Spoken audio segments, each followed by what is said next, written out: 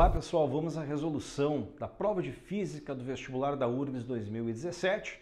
Uma resolução muito ideal para uma revisão de última hora, né? Para você que vai fazer o vestibular agora já de 2018, você que está assistindo esse vídeo já mais adiante, fazer o vestibular de 2019. Então, na realidade, uma resolução de prova é sempre uma forma interessante de reconhecer o seu adversário, ou seja, avaliar quais as características da prova. Normalmente elas se mantêm de um ano para o outro, raramente elas variam, bem como revisão de conteúdo. Quero começar contigo dando uma olhada nessa questão de número 1, uma questão de lançamento vertical e que na prova da URGS, inclusive pelo relatório que a URGS fornece todo ano, teve um percentual de acerto relativamente baixo. O percentual de acerto dela ficou entre 20% e 29%. E para uma questão de cinemática, onde a gente apenas tem que avaliar sinais, esse é um percentual bastante baixo. Vamos dar uma olhadinha na questão. Ele diz que pega uma pedra, joga verticalmente para cima e é no vácuo. Então essa pedra ela vai fazer um MRUV na subida e na descida, um movimento retardado na subida e um movimento acelerado na descida. Então, nessa minha animação, o que tu consegue enxergar? Que o vetor aceleração, ele é a gravidade. Ela aponta para o centro de massa do planeta, ou como tu gostas de falar, para baixo. No eixo Y, o sentido para baixo é um sentido negativo, então essa aceleração ela é negativa em todo o trajeto. Quem inverte o seu sentido é o vetor amarelo, o vetor velocidade. Ele é para cima na subida, aí positiva, zero no ponto mais alto da trajetória e é para baixo na descida, aí ele seria negativo. Como a questão está pedindo o vetor aceleração, ela é constante a gravidade e para baixo é negativa. Isso te leva à alternativa C de Croácia. Muito cuidado para não confundir com o gráfico D de Dinamarca. O gráfico D de Dinamarca, ele é o gráfico da velocidade. Ela positiva reduzindo na subida, zerando no ponto mais alto da trajetória e negativa já aumentando o seu valor na descida. Então, o pega-ratão da questão é a letra D de Dinamarca. Correta, C de Croácia. Quero ir contigo agora para a questão 2. Questão 2, ele usa como cenário uma corrida de 100 metros rasos. Claro, pessoal, é bem diferente na prática uma corrida de 100 metros rasos do que a URGS está propondo. A URGS está propondo que o atleta, partindo do repouso, faria os 100 metros com uma aceleração constante. Quer dizer, ele faria um MRUV numa corrida de 100 metros rasos, que duraria 10 segundos. Numa corrida de 100 metros rasos, o atleta jamais vai fazer um MRUV. O atleta ele tem um movimento acelerado na saída. Essa aceleração, por exemplo, do Bolt, ela dura uns 40 metros iniciais, mais ou menos. Gente, ele vai usar toda a explosão dele, toda a resistência, toda a mecânica que ele tiver para ganhar velocidade. Então, 30, 40 metros iniciais é a duração da aceleração de um atleta de 100 metros rasos. Ali a velocidade aumenta. Depois disso, nos metros finais, ele vai usar todo o esforço dele para manter a velocidade adquirida. Então, na realidade, uma corrida de 100 metros rasos, né, tá ali o Bolt na sua pose clássica, né, após a vitória, vamos dar uma olhadinha de novo aí na largada, ó. Ele acelera 30, 40 metros iniciais e depois ele vai se preocupar em manter essa velocidade. Lá no final, ele vai olhar para o lado, ver se tem alguém chegando e ainda tentar um ganho de velocidade para vencer a corrida. Mas entrando no astral da URGS, que ela pediu que o atleta fizesse um MRUV no movimento, vamos usar equações de MRUV. Ele diz que a velocidade média do atleta seria de 36 km por hora ao longo da corrida. Gente, num MRUV, no movimento uniformemente variado, posso achar essa média dividindo o deslocamento por tempo ou velocidade inicial somada final dividida por 2. Nesse caso, a gente não tem a velocidade final. Então a melhor saída é pegar os 100 metros e dividir pelos 10 segundos. Isso vai ser 10 metros por segundo de velocidade média, que multiplicando por 3,6 para converter a unidade, são 36 km por hora, a 1 está correta. A 2, o módulo da aceleração, ele é de 10 metros por segundo ao quadrado. Gente, eu tenho várias maneiras para achar a aceleração. Uma delas é a equaçãozinha do deslocamento. Ele deslocou 100, saindo de uma velocidade inicial de 0, e ali a gente tem um tempo de 10 segundos gasto. A gente isola a aceleração e chega ali a 2 metros por segundo ao quadrado. Outra alternativa, pega a média de 10, faz inicial mais final sobre 2 e acha uma final de 20. Aí tu vai dividir a variação de 20 pelo tempo de 10 e vai chegar também a 2 metros por segundo ao quadrado. Então, a aceleração não é de 10, tá, gente? Muito cuidado. Nessa assertiva, alguns alunos ratearam e usaram uma média como final. Cuidado para não fazer isso. A média é uma coisa, a velocidade final é outra. Esses alunos pegaram o 10 e dividiram por 10 e acharam uma aceleração de 1.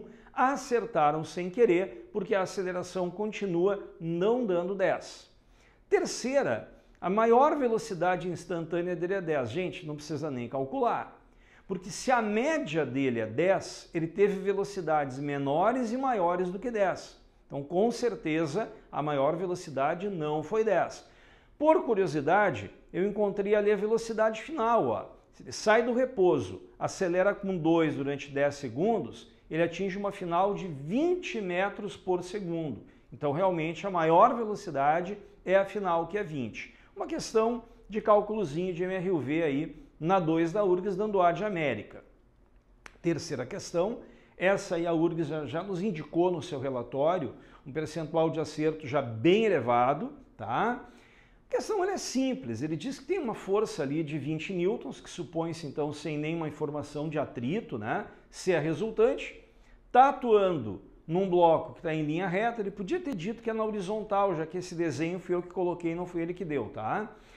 E esse cara vai variar a velocidade dele em 10 metros por segundo a cada 2 segundos. Então, como força resultante é massa vezes aceleração, e a resultante é 20, a gente pega, puxa vida, uma variação de 10 a cada 2 segundos, a taxa de variação dele em relação ao tempo, a aceleração dele é de 5 metros por segundo ao quadrado. Com a resultante de 20 e a aceleração de 5, a gente encontra uma massa de 4 kg lá na prova B de Brasil. Questão de número 4, questão de cálculo de MCU, sempre falo para os meus alunos. Gente, quando a gente vai para uma prova do Enem, uma prova da PUC, uma prova da URGS ou qualquer vestibular que tu vai fazer, em MCU a gente tem que levar em mente as relações que existem numa polia, né, comparação de grandezas do MCU em pontos diferentes da polia e a transmissão de um movimento. Junto com isso, aquelas duas ferramentinhas, ó, velocidade angular, o radiano por segundo, é o produto 2π frequência. E a velocidade tangencial é angular vezes raio. A gente agrega isso à aceleração centrípeta, né, v ao quadrado pelo raio, ou angular ao quadrado vezes raio. Não tem como escapar desses cálculozinhos. Os cálculos em provas de física, dependendo da prova que a gente fala, eles são pouco numerosos. Mas no MCU, quando tem um cálculo, gente, não tem como escapar dessas ferramentas, né? Sempre bom a gente saber. Nesse caso, ele diz que um avião, um aeromodelo, ele está preso numa corda, ele faz então, como nessa figura que eu coloquei, um MCU preso na corda. Aí ele me diz que ele vai fazer uma volta a cada 4 segundos, que seria o período, então, os 4 segundos, e que ele teria ali 6 metros de raio. Ele pede a angular e a aceleração centrípeta. Então, a angular, 2π frequência, a frequência aqui, ó, gente, o inverso do período, 1/4, vai dar π sobre 2 radiano por segundo. E como eu tenho angular, eu opto por angular ao quadrado vezes raio. Né? Faz o trabalhinho matemático e chega ali a 3π ao quadrado sobre 2. Questãozinha realmente aí de cálculozinho em B de Brasil na resposta. A questão 5, a URGS também no seu relatório indicou um grau, o índice de facilidade da questão como sendo difícil. Isso traduzindo é de 20 a 29% de acerto.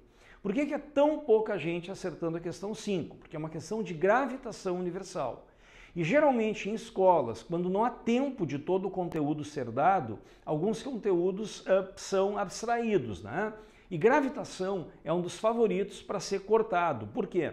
Porque a gravitação universal ela não faz parte, vamos dizer assim, de uma continuidade. Ou seja, o aluno, se ele não tiver gravitação, em outras partes da física, ela não irá fazer falta para ele. Ele vai se dar conta que fez falta quando chegar numa prova da URGS e não tiver a mínima ideia de como a questão é feita. Vou te ajudar. Olha só.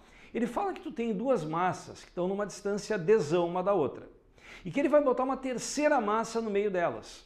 E ele quer que essa massa fique em equilíbrio. Ele diz que a distância dela, a massa 1, é de d sobre 3, né? Então, se é 1/3 do D aquela distância, até a massa 2 são 2/3 do D para totalizar o D inteiro. Bom, Alex, nunca vi gravitação universal da vida. O que é que eu penso? Gente, Newton provou, na lei da gravitação universal, lá nos idos de 1687, que duas massas quaisquer sempre se atraem mutuamente com forças de atração gravitacional. Cada massa cria o seu campo, os campos interagem, o resultado disso é uma força de atração gravitacional. E Newton afirma que o valor é dado por uma constante de gravitação, aqui o Gzão não é a gravidade, cuidado, a gravidade é o Gzinho. O Gzão é 6,87 vezes 10 na menos 11 Newton vezes metro ao quadrado por quilograma ao quadrado. Claro que se tu tivesse que fazer um cálculo, essa constante estava na questão, fica frio. Produto das massas que interagem que divide o quadrado da distância entre elas. Tem uma formulazinha da física que geralmente o pessoal lembra mais fácil, que é aquela interação entre cargas, força elétrica, o KQQ sobre D ao quadrado. Veja que a estrutura matemática é a mesma. A constante K aqui é a de gravitação G. Ao invés de Q vezes Q, de produto de carga, aqui é produto de massa. E a distância continua ao quadrado, então tu pode usar ela para lembrar da estrutura matemática da equação. E aí, para ficar em equilíbrio, já que ela vai ser atraída pela 1 e pela 2, essas duas forças têm que ter valores iguais. Então a gente vai abrir aquela força como G, produto de massa por D ao quadrado, e olha só o que eu fiz. O Gzão é anulado. A massa 3 está nas duas interações, ela é anulada. Uma distância ao quadrado dá D ao quadrado sobre 9, a outra aqui vai dar 4D ao quadrado sobre 9. Então aquele D ao quadrado sobre 9 também foi cortado. Sobrou que M1 sobre M2 é 1/4, América. Se o aluno está muito bem preparado nesse conteúdo, lembra da relação e está seguro, ele pode até fazer de cabeça. Como a massa 2 está no dobro da distância à carga, a massa 3, perdão, em relação à massa 1, puxa vida, como a distância está ao quadrado, 2 ao quadrado é 4. Então a massa 2 tem que ter o quádruplo do valor da massa 1. Se o aluno já tem mais segurança em gravitação, ele nem faz essa igualdade que eu fiz. Vai depender de como está a preparação do aluno em gravitação e de como ele se sente seguro. Eu sempre digo que o professor ele tem que mostrar para o aluno como o aluno chega numa resposta. Mas se ele tiver mais de um caminho, o professor não pode influenciar o aluno. O aluno tem que escolher sempre a resolução que deixa ele mais seguro na hora da prova, mesmo que para isso ele consuma um pouquinho mais de tempo na resolução. É uma dica importante. Galera, questões 6 e 7. Até aqui a prova foi num nível, vamos dizer assim, normal para um padrão URGS. Agora aqui na questão 6 e na questão 7, o cara botou duas questões de grau de exigência muito alto até para um aluno muito bem preparado. Por isso que a gente diz que são duas questões onde se o aluno errar, ele é um erro até aceitável, né? Ele não precisa ficar, vamos dizer assim, abre aspas, de consciência pesada. É muito comum as provas de Enem e de vestibular trabalharem com interação entre massas, com as massas andando na mesma direção. Ou elas andando para o mesmo lado, ou elas andando para lados contrários e colidindo. Então aí existe o que a gente chama de quantidade de movimento do sistema. Que se as massas forem para o mesmo lado, é mais mv ou menos mv, dependendo se é para a direita ou para a esquerda. E se for uma para cada lado, a para a direita é mais mv, a para a esquerda é menos mv. A URGS colocou algo que para a URGS foi uma novidade. A URGS colocou as colisões ocorrendo com as velocidades não tendo a mesma direção. Então aí o cara tem que ter um conhecimento um pouco maior de física e de matemática. Ele diz, e aí foi uma facilidade que ele criou, que uma delas tem m com velocidade 2v0 e a outra tem 2m com v0. O momento linear, a quantidade de movimento das duas é igual, é 2mv0, tanto aqui quanto aqui. Inclusive, alguns alunos até observam isso, é interessante. Por isso que a massa 1 está mais longe do que a 2 naquele momento. Porque como a massa 1 está mais rápida, para ela encontrar a 2 no ponto P, ela tem que estar numa distância maior, para elas poderem gastar ao mesmo tempo e chegarem ali juntas e colidirem ali. A primeira pergunta dele vai ser a direção da velocidade das bolinhas depois da colisão. Gente, a mesa de sinuca, ela é eventualmente usada em prova, porque eu consigo trabalhar com muita facilidade momento linear e impulso aqui nesse cenário. Por exemplo, quando o taco, vamos aproveitar para fazer uma revisão, tá? Quando o taco bate na bola, ele impulsiona a bola. Ele faz a velocidade da bola variar durante o tempo em que ele ficou em contato com a bola, embora esse tempo seja muito curto. Esse impulso é o produto da força e do tempo de ação. Quando a massa ganha uma velocidade, a massa ganha uma quantidade de movimento linear, ou se tu preferir, um momento linear, que é o produto massa-velocidade. Ele é um vetor para o lado da velocidade sempre. Tem até uma relação que diz que o impulso resultante é igual à variação da quantidade de movimento, que a URGS já usou mais de uma vez. Quando ocorre a colisão, em qualquer colisão, no momento dela, a força é interna. E ela então não altera a quantidade de movimento linear do sistema. A soma desses MVs ela não é alterada. Os MVs das bolinhas são alterados, mas a soma não. E a colisão sempre vai ter esse momento linear se conservando entre um instante imediatamente anterior à colisão e um instante imediatamente posterior. Porque no momento da colisão a força foi interna. Agora, existem diferentes tipos de colisão. A colisão elástica, onde não há uma perda de energia cinética do sistema, não há deformação permanente, som, calor. Na mesa de sinuca, a gente se aproxima bem de uma colisão elástica. E a colisão inelástica, onde há uma perda de energia. Aí tu vai ter a cinética do sistema antes da batida maior do que depois, porque durante a batida ocorreu principalmente deformações permanentes, que consome a energia cinética do sistema. Por isso que um carro ele é fabricado para amassar na hora de uma colisão. Porque amassando, deformando o carro, a energia cinética daquele sistema está sendo transformada em outra coisa.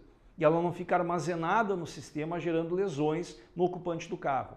E tem um tipo de colisão inelástica que é muito usado em vestibular e Enem, que é a colisão completamente inelástica, que é onde eles vão ficar unidos após a colisão. Eles vão andar juntos depois da colisão. Essa questão vai usar isso. Vamos na primeira que eu estou contigo. Qual é a trajetória representada? Tem 5 setas. Qual é a seta que representa a trajetória das bolinhas depois da colisão? Galera, a maneira mais segura da gente saber isso é conhecer uma coisinha chamada centro de massa. O centro de massa de um sistema é um pontinho onde tudo se passa como se a massa do sistema estivesse ali. Então, quando ocorre uma colisão, já que no momento da colisão, como a gente falou, a força é interna, a quantidade de movimento do sistema imediatamente antes e depois da colisão é igual. E a velocidade do centro de massa também. Então, se eu descobrir para onde a quantidade de movimento do sistema está apontando antes e depois da colisão, eu tenho a velocidade do centro de massa depois da colisão. E aí ficou legal, porque a quantidade de movimento, que é o produto massa-velocidade, aquelas setas do 1 e do 2, elas têm o mesmo valor, que é 2mv0. Então, se tu tem 2 vetores, vou pegar o passador do slide e botar no bolso aqui para eu poder usar as mãos para te mostrar. Se tu tem 2 vetores que estão em ângulo, tá? E esses 2 vetores, eles têm o mesmo valor, a resultante deles segue uma linha horizontal nesse caso, que seria a trajetória 3, a letra C de Canadá. Muitos alunos até mataram essa questão. Mas a pergunta seguinte envolve seno e cosseno, decomposição de vetor, é muito pior para o aluno, por isso que eu digo, é uma questão até de erro aceitável na prova. Sendo a colisão completamente inelástica, perfeitamente inelástica, então os corpos estão unidos após a colisão, andando na trajetória 3, como a gente viu, qual seria a velocidade final das partículas? Gente, quantidade de movimento antes e depois de uma colisão, imediatamente antes e imediatamente depois, ela é igual. Como a colisão é inelástica, essas duas massinhas grudaram e estão andando juntas naquela trajetória 3. Por isso que depois da colisão está barbado, é 3m, porque é o 2m grudado no m andando numa velocidade que eu quero, VF. Está aqui o cara que eu quero, esse VF aqui. A quantidade de movimento antes da colisão foi muito pior para os alunos, porque o aluno ele tem que trabalhar com componente de vetor para poder achar os vetores que ele vai somar. Se ele pegar a primeira quantidade e decompor, ele fica com um vetor para a direita e um para baixo. Embaixo, um para cima e um para a direita. Como eles têm valores iguais, 2mv0, essas duas componentes verticais se anulam. E sobram as duas componentes horizontais, que estão para o mesmo lado. Aquele Vx ali, ele ficaria adjacente ao ângulo θ. Então ele é V cosseno, Olha como complicou.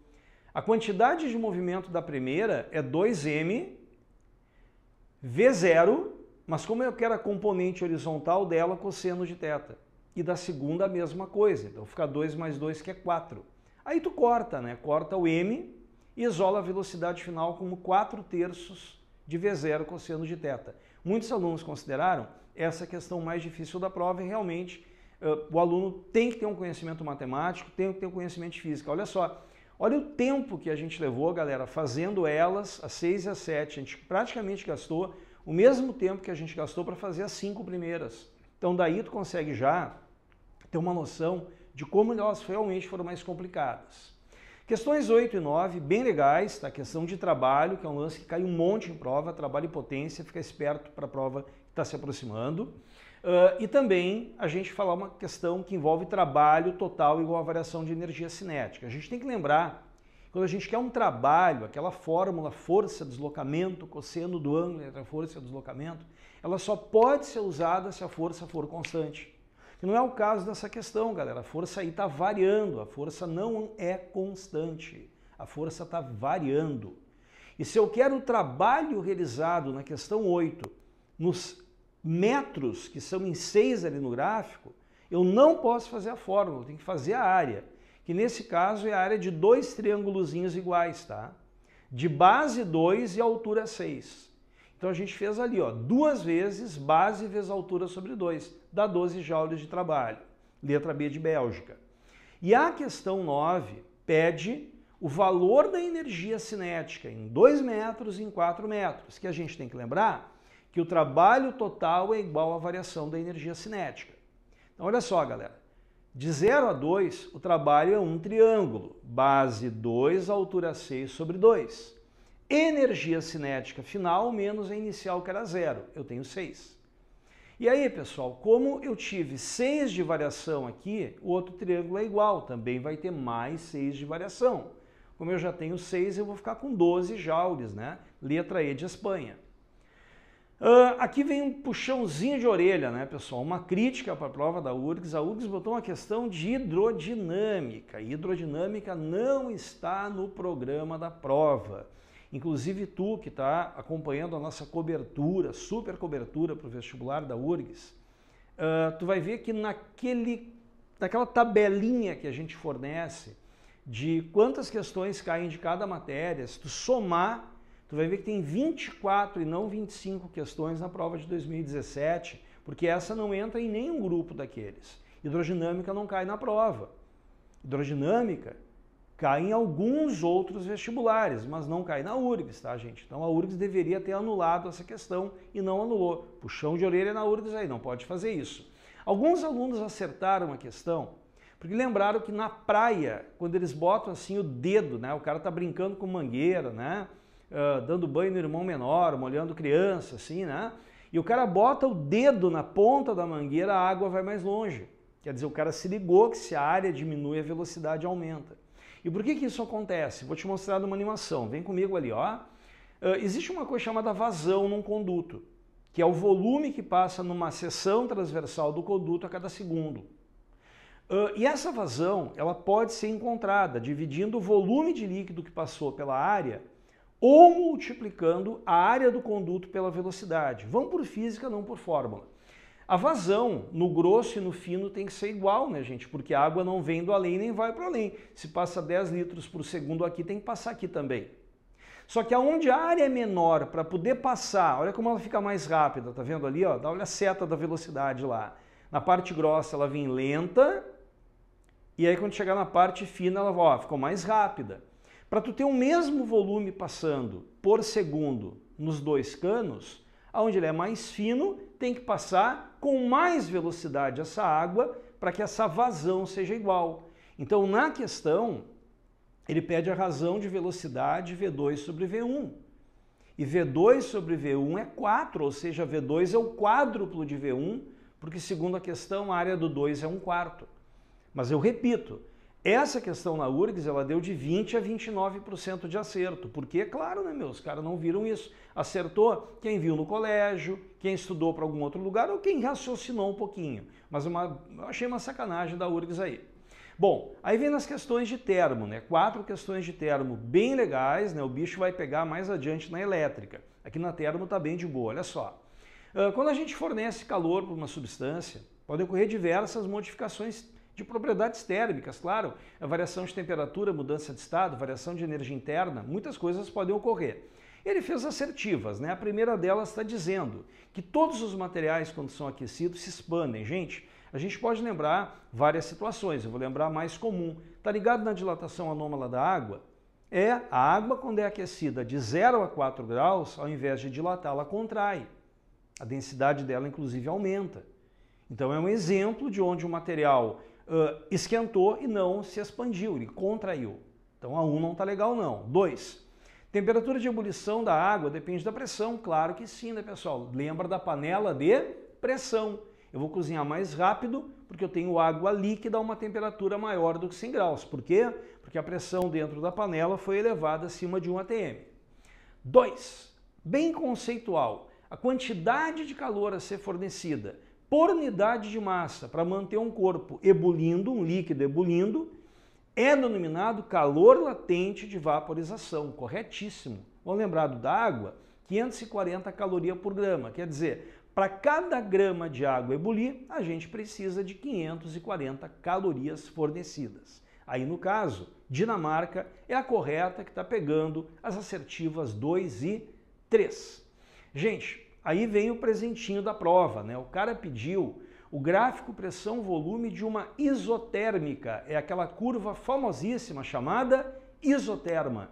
Uma hipérbole, representando aqui do Clapeyron, ali, ó, o NRT constante do lado direito, produto PV constante, relação de proporção inversa entre pressão e volume. Hipérbole, nós temos então letra A de Alemanha, talvez uma das mais simples da prova. Gente, curti muito a questão 13. Questão 13, ela colocou para vocês um diagrama de fase. Vamos lembrar? Todos os pontos da região S são pontos onde aquela pressão e aquela temperatura o material está sólido. Na região L, líquido, na região G, vapor ou gás. Agora, quando o ponto está em cima de uma das curvas, ele está simultaneamente em 2 estados, está sofrendo uma mudança de estado. E aquele pontinho que ele representou ali como A é o ponto tríplice, a pressão e a temperatura, onde ele se encontra simultaneamente em sólido, líquido e vapor. Gente, vamos lá. 1. A substância não pode sublimar se submetida a pressões constantes maiores do que PA. Correto. Se tu pegar no eixo vertical e subir de PA, tu não está mais pegando ali pontos da curva de sublimação, que é a relação sólido-gás, gás-sólido. Ali, acima de PA, tu não está mais com pontos que podem pegar a curva de sublimação. Então, realmente, acima de PA, tu não pode sublimar. 2. A substância, se estiver no estado B, pode ser vaporizada por transformação isotérmica ou isobárica. Perfeito. Se eu mantiver a pressão constante, eu posso elevar a temperatura e fazê-la mudar de estado. Se eu mantiver a temperatura constante, eu posso mexer na pressão e fazer ele ebulir. Um exemplo muito prático disso, a gente falou, é panela de pressão. Então a 2 está perfeita. 3. A mudança CD é isobárica, correto, né, gente? Olha só, a pressão está constante ali na horizontal e é conhecida como solidificação, correto. Está levando do líquido para o sólido, está solidificando, né? Fazendo, por exemplo, a água virar gelo quando tu bota lá no congelador, lá no freezer. Aí, no caso, estão corretas 2 e 3, a gente vai ficar, perdão, 1, 2 e 3, a gente vai ficar com I de Espanha.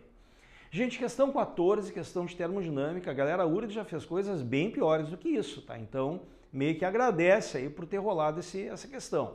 Só levando o gás no diagrama pressão-volume, vamos ver, dá uma olhadinha lá, olha só. Do estado I para o estado F. Tem cara desatento que achou que era um ciclo isso, o cara não viu que as setas não eram em caminhos contrários, né, gente? Para ser um ciclo, tu tinha que ir de I para F e voltar de F para I. Os dois caminhos estão te levando de I para F. Então, são 2 processos termodinâmicos que te levam de um mesmo estado inicial para o mesmo estado final. Primeira pergunta dele é a seguinte: a variação de energia interna pelos 2 caminhos é a mesma. porque a variação de energia interna depende da variação de temperatura. E como ele saiu do mesmo estado inicial e foi para o mesmo estado final, ele sofreu a mesma variação de temperatura. Quem teve mais trabalho envolvido? O caminho 1 ou 2? Olha, o trabalho lá no gás encerrado no cilindro pode ser calculado pelo produto da pressão e da variação de volume, quando a pressão for constante, que não é o caso, ou pela área do gráfico pressão-volume sempre, o que aqui me ajuda. Se eu imaginar as áreas embaixo da curva 1 e da curva 2, qual é a área maior? Embaixo da curva 2. Então o trabalho em 2 foi maior do que em 1. Uma boa questão de termodinâmica, ela não está muito complicada, mas cobra o que tem que cobrar.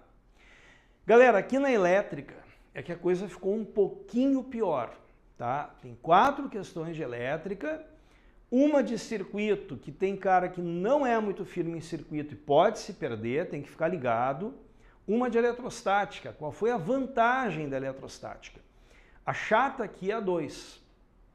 Mas eu consigo fazer a questão, as alternativas que a URGS colocou permitem resolver a questão só com a 1 e com a 3. Por isso que não ficou tão grave, pelas alternativas. E as questões de magnetismo que a gente vai ver depois, são 2 questões que do ponto de vista visual, para o aluno enxergar 3D, tem cara que se perde. Vamos uma por uma, vamos lá. Questão 15. Galera, olha só, ele te deu 6 cargas iguais, estão em vértices do hexágono. Todas, então, estão à mesma distância ali do desenho R do centro do hexágono. Campo elétrico resultante no centro do hexágono tem aquele valor que ele deu ali. Não. Campo elétrico é um vetor. Então, se estou alinhar 2 cargas verticais, ó, a de cima gera um campo divergente, a de baixo positiva também um divergente. Se anulam.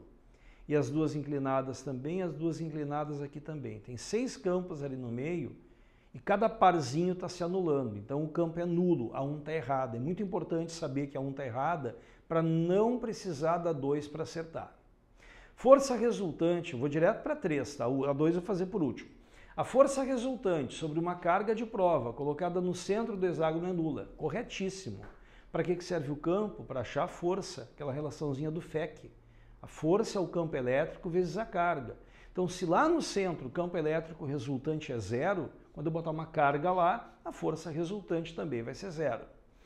E a segunda está dizendo que o trabalho que a gente tem que realizar para levar uma carga do infinito até o centro tem um valor de 6K Qzão, Qzinho vezes R.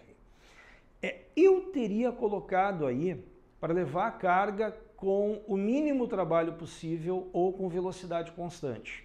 Por quê? Porque aí o trabalho total, que é igual à variação da energia cinética, é 0. E aí eu sei que o trabalho que eu preciso realizar e o trabalho realizado pela força elétrica tem valores iguais. Aqui eu dei uma mexidinha já no sinal para consertar isso.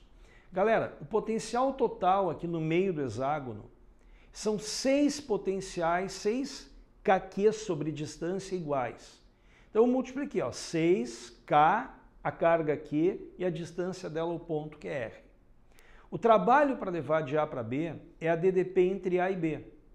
Então, lá no infinito, potencial A é 0, aqui ele é 6kQ sobre R. Isso dá menos 6kQ sobre R.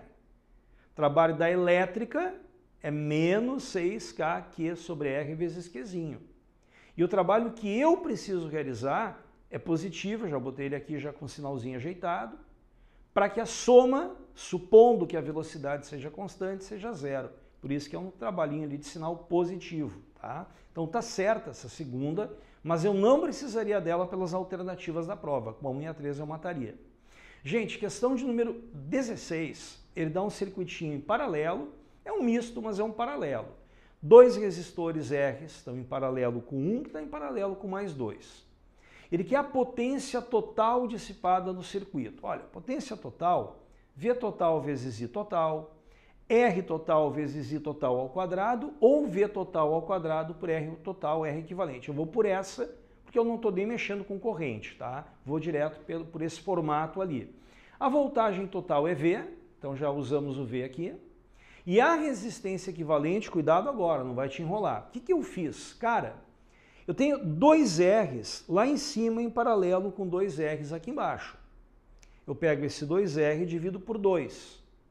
Então, aqueles carinhas de cima e aqueles carinhas de baixo têm um equivalente que vale R, que está em paralelo com aquele R do meio. Então, eu faço de novo R agora sobre 2. A equivalente do circuito inteiro é R sobre 2. Botando ele aqui, invertendo o denominador, 2V ao quadrado sobre R. Galera, aqui é que complicou. Teve cara que errou essas duas ali. Até vou dar uma criticadinha na questão 18 depois.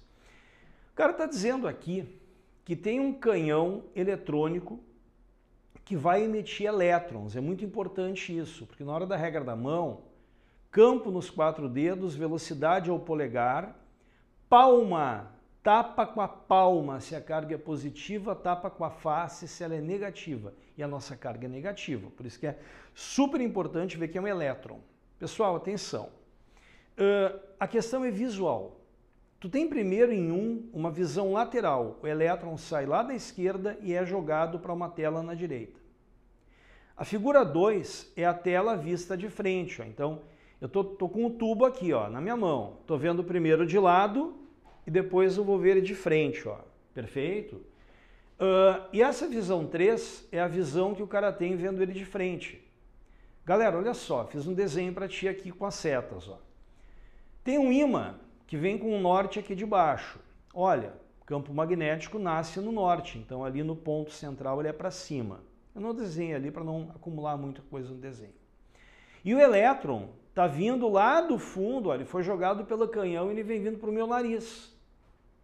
Então é regra da mão, né? Se tu tem o campo para cima, a velocidade saindo, ó, o campo sai, a velocidade sai, a face da tua mão vai apontar para a seta de número 2.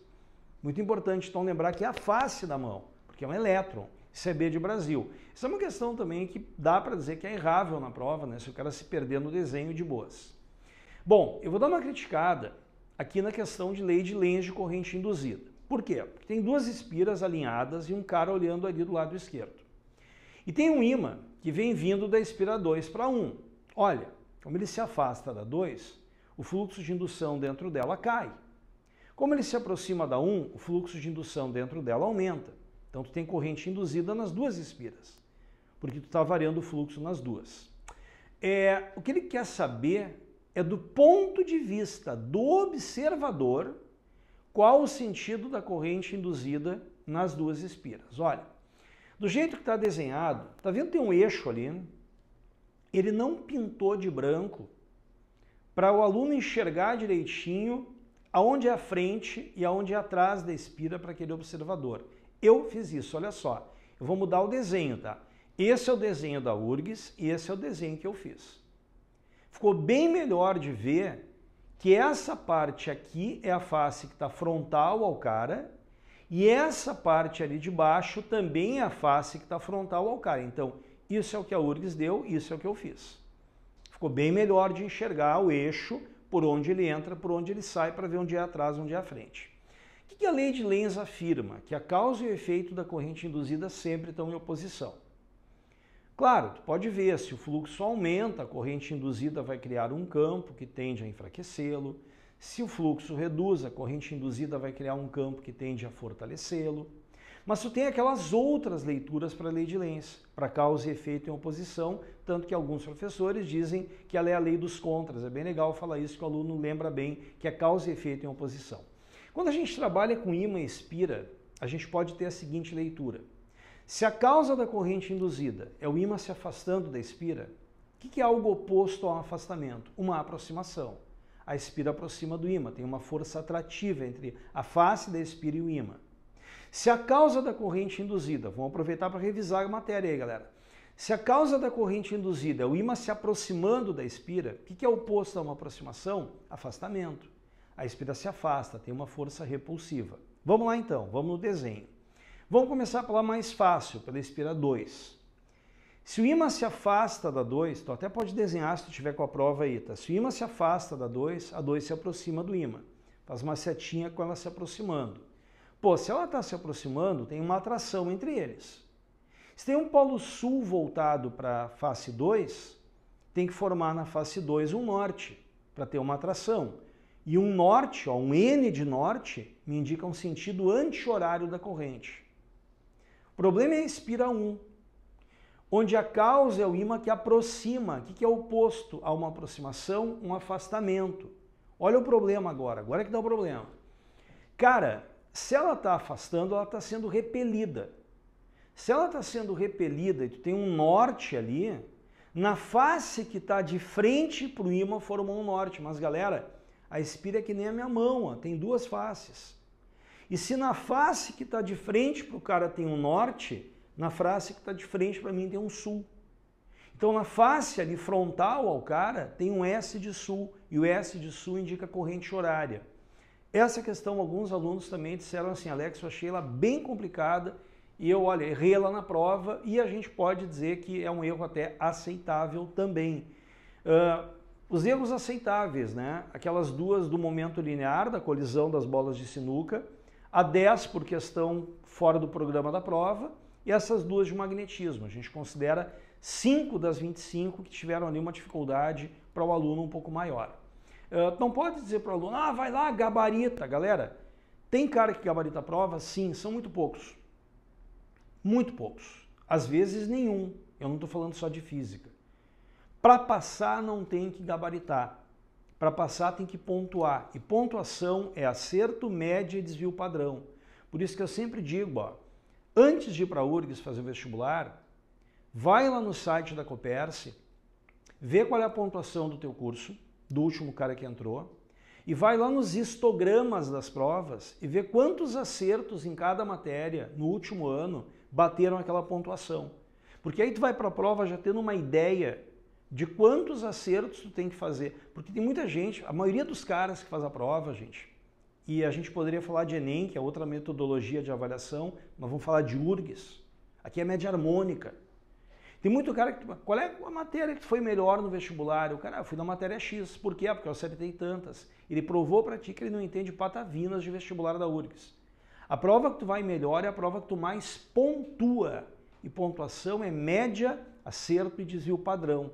Por isso que é muito importante tu ir para a prova consultando o site da Coperce e sabendo mais ou menos quantas questões tu teria que acertar com base nas provas anteriores para pontuar o que tu precisa. Porque às vezes o cara faz uma baita pontuação com 19 acertos e em casa começa a enlouquecer achando que foi mal. Cara, acerto não é ir bem ou mal. Ah, não, eu fiz 3, não, aí tu foi mal. Aí é diferente, tá?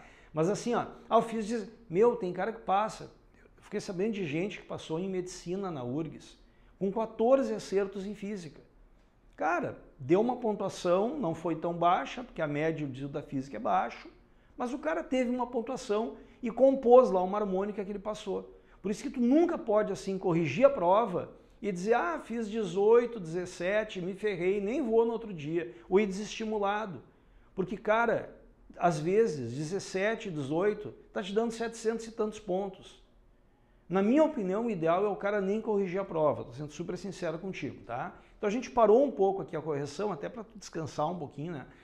E para a gente poder te dar essas informações que eu julgo assim super relevantes. Pessoal, vamos na parte agora de lentes, tá? Vamos ver se eu não apertar. Não, fui olhar se eu não apertei o passador sem querer e pulei uma questão, não. Vamos na 19. Olha só, resolução de uma questão que muitos alunos olharam, é lente divergente, barbada. Muita calma nessa hora. A lente é divergente, cara, é o olho mágico da tua porta. Se tu olhar por aquela lentezinha que tem na porta, aquele buraquinho, do outro lado tu vê um cara de pé, se ele está direto, a imagem é virtual, de cara. E de tamanho menor do que ele é. Aí realmente ali tem um objeto e uma imagem direta, né? Então virtual e menor do que o objeto. Show de bola. Primeira lacuna. A lente para formar uma virtual e menor só pode ser divergente, porque a convergente, quando forma virtual, é o caso da lupa, né? Tu vê de cabeça para cima, mas tu vê maior do que ela. Aquele caso 5 da lupa, da lente convergente, né? Essa é divergente, é uma bicôncava imersa no ar. O problema vem agora. E está posicionada onde a lente? Galera, lente não é espelho. Aqui a imagem não é formada por raio de luz refletido. Ela é formada por raio refratado. Quando os refratados se encontram, ela é real, como na lente convergente, tu projeta, né, o caso do cinema ou do projetor de multimídia, no qual tu assiste aulas. É o caso do cristalino do teu olho, que forma uma imagem real lá na retina, tá? Só para a gente constar. Agora, quando ela é virtual, ela é formada pelo encontro de raios luminosos que refrataram na lente, e esse é um caso em que ela é virtual. Então, a lente não está no meio entre o objeto e a imagem, porque se acontecer, se lá do outro lado da lente os raios luminosos tivessem se encontrado, e aí a imagem nem virtual seria. Como ela é virtual, ela formou pelo encontro de prolongamento de raio. Então, o que acontece? A lente ela tem que ficar não no meio dos dois, ela tem que ficar à direita da imagem. Cara, índice de acerto dessa questão da URGS foi baixíssimo. Quer apostar comigo? A galera pensou, olha só, é lente divergente, então é o olho mágico lá da minha porta. Né? A minha visita está de um lado, eu estou do outro e a porta está no meio. Não, cara, não é essa a ideia. É a representação geométrica da imagem. Muita gente errou essa questão. Questão 20, bem de boa, uma questão de refração, a gente botou ali um videozinho para ti, um laserzinho gerando um raio de luz monocromático, aqui no caso verde. Dá para ver que é uma refração com desvio do raio de luz, se aproximando de uma normal imaginária ali. Inclusive ele vai mover aquilo ali, né? E ali os ângulos de incidência e refração vão mudar juntos, tá? Pode ver que quando ele movimentar o raio de luz, como ele vai fazer agora, aqui inclusive em cima da normal, ó, refrata sem desviar, né? Importante a gente ver isso aí. E a lei de Snell mata todas as questões de refração, né? Inclusive ali no ângulo, no meio 1, que é menos refringente do que a água, que é o ar. Ele tem mais velocidade, mais comprimento de onda e, como tu pode ver ali, mais ângulo. E a URGS fez na questão exatamente o que a gente viu no filmezinho. Fez um raio de luz refratar com desvio, com ângulo em 1 maior que em 2. Pela lei de Snell, cara, se o ângulo 1 é maior, ali eu tenho mais velocidade, mais comprimento de onda e menos índice de refração. Não esquecendo que a frequência não se alterou por se tratar de um fenômeno de refração. Gente, essa aí, para o cara que teve a matéria, inerrável. Se o cara não teve, ele se confunde todo. O cara foi parceiro, ele não botou interferência das alternativas, né? Ele teria pegado alguns. Essa é uma difração, um contorno de obstáculo. No caso ali, pode fazer com fenda, com fio de cabelo, que é o que a questão propõe. Muitos professores, como eu, fazem em aula essa experiência, né? Então a gente usa um fio de cabelo, um laser e projeta na parede uma figura absolutamente igual a essa. E aí para os nossos alunos fica muito mais fácil, inclusive, de acertar essa questão. Vamos animar para ti que não viu isso aí nunca ser feito. Aqui não é um fio de cabelo, é uma fendinha, tá? Então até a gente pode mexer nela para a difração lá na tela mudar. E tu vai ver que tu vai formar uma imagem muito parecida com aquela que a gente viu ali do fio de cabelo. Dá para ver ali, ele vai fazer um zoom agora, tá? Não te preocupa, né? Eu não tô vendo, segura aí que ele vai te fazer um zoom agora. Né? Olha só, fazer um zoom ali, ó. Então quando ele mexeu na fenda, ele mexeu na difração e tu formou aqui uma figura de intensidade luminosa variável. Tem o máximo central, primeiro mínimo, primeiro máximo.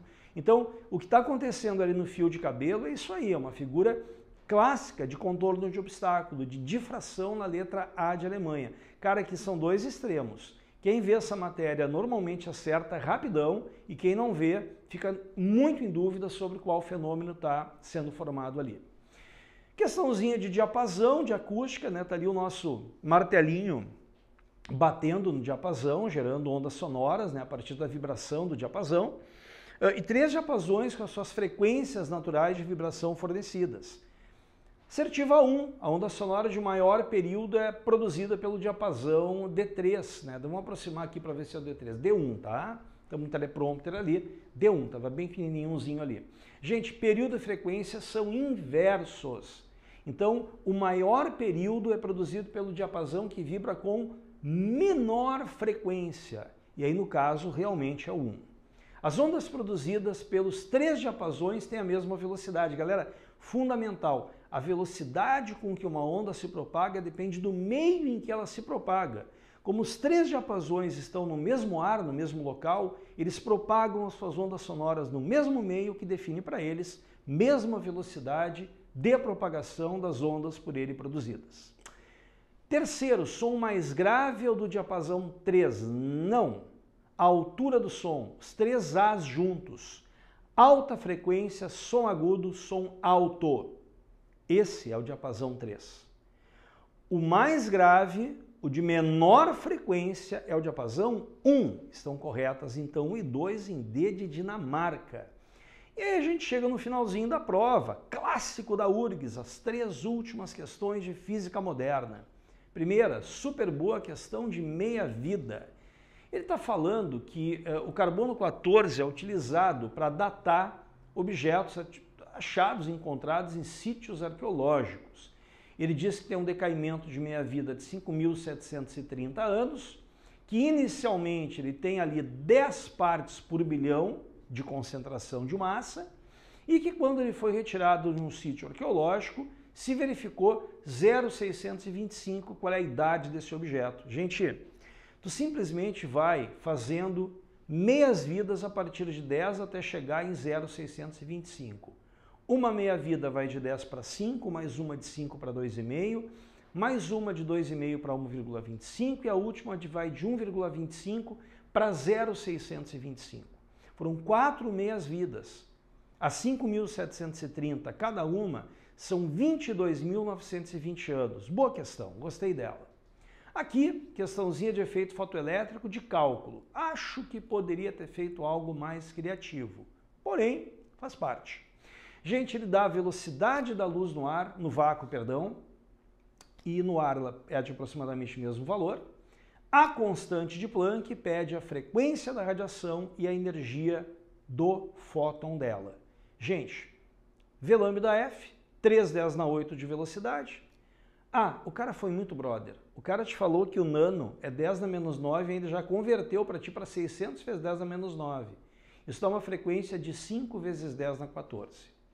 A energia, 6,6 × 10⁻34 da constante de Planck. Aonde está o erro? Ah, faltou 3 aqui na frente, ó, menos 34. Vezes 5 10⁻14, que é a frequência que a gente achou. Isso dá 3,3 × 10⁻19. Só o cálculozinho. Ah, é barbada. Cara, tudo é relativo, pelo amor de Deus, não vai me dizer isso. Se o cara não lembra que a energia do fóton é igual a HF, dependendo de se ele viu na escola ou não, o cara não faz a questão. Cuidado, fácil é relativo. E a última questão, ele manteve efeito fotoelétrico, 2 questões de efeito fotoelétrico em 2017. Eu não candidataria efeito fotoelétrico para 2018. Se estiver vendo o vídeo já para 2019, né, vendo esse vídeo mais adiante, aí já pode voltar a cair. Galera, ele deu o gráfico clássico da energia em função da frequência, né? Cada metal tem uma energia mínima necessária chamada de função trabalho para que a luz incida na sua superfície e retire um elétron dessa superfície. Essa frequência se chama frequência de corte, é ali onde eu corto o eixo horizontal. Então, 1 é um metal, o 2 é outro metal, se tivesse um outro metal ia ser o 3, tá? E cada um tem a sua frequência de corte, que é a função trabalho, F vezes constante de Planck. Aí ele está dizendo ali, ó, para frequências maiores do que F2, a energia cinética dos elétrons emitidos pelo 2 é maior do que a do 1. Não. Se tu pegar no eixo uma frequência maior que F2 e subir, tu vai ver que tu tem uma energia cinética do 1 lá em cima maior do que a do 2. Por quê? Cara, a função trabalho do 2 é maior do que a do 1, eu vejo pela frequência. Então, se eu boto o mesmo fóton nos 2 metais, sobra mais energia para o 1, que usa menos energia para sair da superfície. E aí a energia que não é usada vira cinética de emissão, para ele sobra mais. Trabalho realizado para liberar elétron da placa 2 é maior do que o da placa 1, sim, porque a frequência limiar dele é maior. E 3, a inclinação da reta é a constante de Planck, sim, porque a inclinação seria a energia dividida pela frequência, que é a constante de Planck, é D de Dinamarca. Galera, essa foi a resolução então da prova de 2017. Uma prova bem elaborada, com uma falhazinha, como a questão 10, aquela fora de programa, mas de uma forma geral, assim, sem um número excessivo de questões muito exigentes, tá? Mas como sempre é na URGS, é física, é URGS, é média baixa e desvio baixo. Tradução é prova boa de pontuar. Galera, forte abraço, obrigado pela atenção e até o nosso próximo encontro virtual. Tchau, tchau.